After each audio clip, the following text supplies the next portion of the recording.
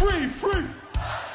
Alright, but have you heard this one though? Death, death to the IDF. Death, death to the IDF. Death, death to the IDF.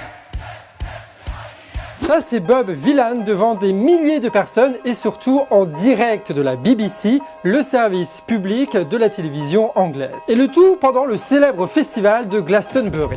IDF, c'est les forces de défense israéliennes. En gros, c'est ça, c'est l'armée israélienne. C'est eux qui commettent un génocide et qui ont tué des centaines de milliers de Palestiniens et ils en sont tellement fiers comme vous le voyez sur les vidéos. Et évidemment, le problème pour les gouvernements occidentaux, c'est pas ces massacres. Non, non, non, c'est le fait de les dénoncer. La réponse du gouvernement est brutale, enquête ouverte et visa révoqué. Et on se doute qu'il va y avoir moins d'invitations qui vont être acceptées à l'avenir vu le flot de saleté que se prend le festival de la part des pro-génocides qui se trouvent être au pouvoir un petit peu partout en Europe. Et en France, il y a la même réaction de la part des pro-génocides lorsque tu as un rappeur qui prend position.